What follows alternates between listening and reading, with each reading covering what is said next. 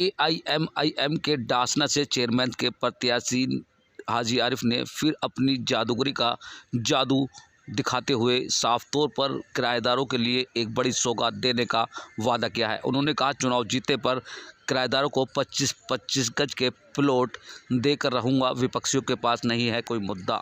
नगर निकाय चुनाव को लेकर जहां तमाम राजनीतिक पार्टी के महापौर से लेकर चेयरमैन प्रत्याशियों तक और सभासद से लेकर पार्षद प्रत्याशी जहां जनता के बीच वोट और सपोर्ट के लिए लगातार आश्वासन ले रहे हैं, वहीं हाई कोर्ट से लगातार 2 तारीख लगातार आगे आरक्षण को लेकर मिली है।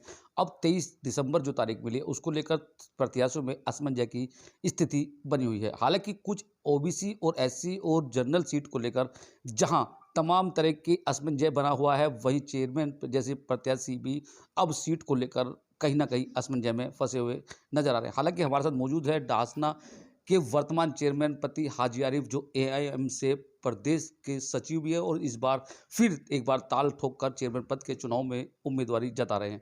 हालांकि जानते हैं इनसे कि इस असमंजस की स्थिति को लेकर क्या इनकी राय अपनी। हाजी, देखा जा रहा है कि लगातार हाईकोर्ट से 2 बार की डेट मिल चुकी है, फिर 23 दिसंबर की डेट मिली है, तो असमंजस की स्थिति लगातार बनी है। अभी सामान्य सीट है, क्या ऐसा उम्मीद भी जताई जा रही है कि ये सीट ओबीसी हो जाए, उसको लेकर क्या कहेंगे आप?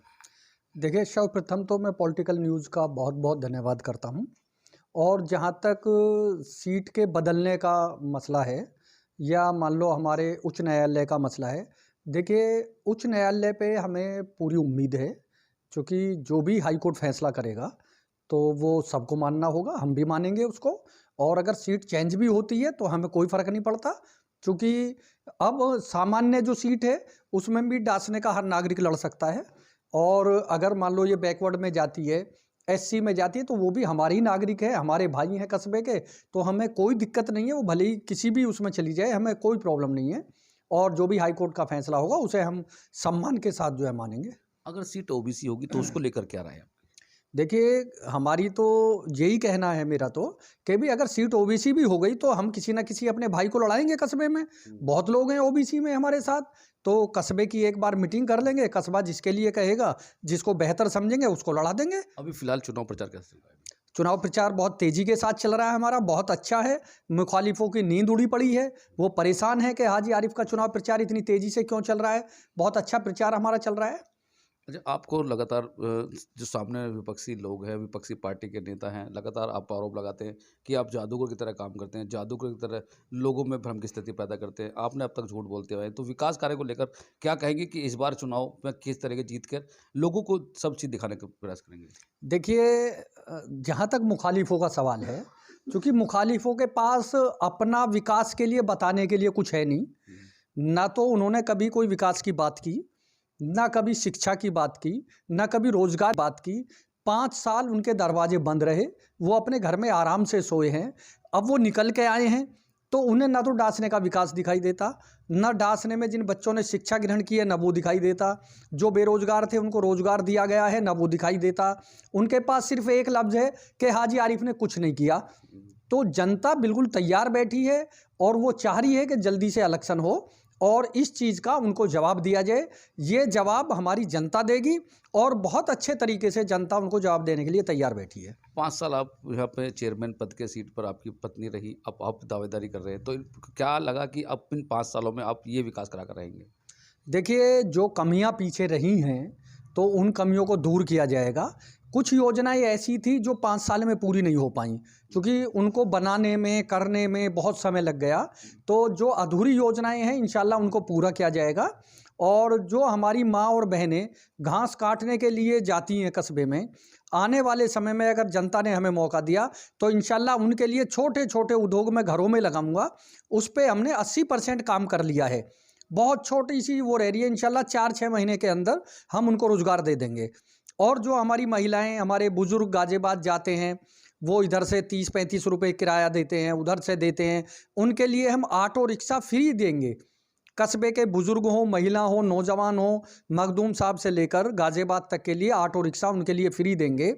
जो बच्चे हमारे शिक्षा लेनी चाहते हैं और उनके घरों में प्रॉब्लम है, उनके माँ बाप उनका खर्चा नहीं उठा पाते, तो शिक्षा पे पूरी तरह से ध्यान देंगे और ऐसे बच्चों को हम बहुत अच्छे तरीके से तरजीह देंगे, उनको पढ़ाने का काम करेंगे।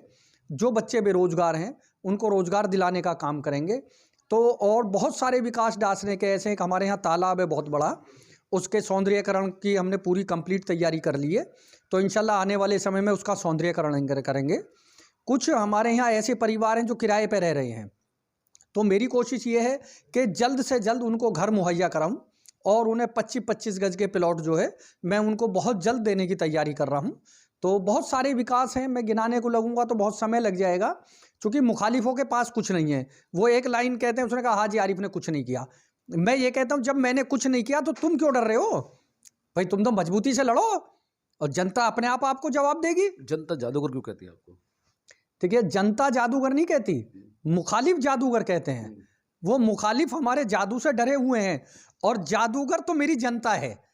मेरी जनता उनको बेवकूफ़ बना के और जादू दिखा के हाजी आरिफ की पत्नी को जिता दिया पहले, और अब फिर जादू दिखाने वाली है डासने की जनता। वो जादू दिखा के इंशाल्लाह। देखिए, हमारे कस्बे में अगर किसी के पहली बच्ची होगी, पहली बच्ची अगर किसी के होगी तो हम उसे 10,000 रुपये देंगे, क्योंकि गवर्नमेंट 5,000 रुपये देती है।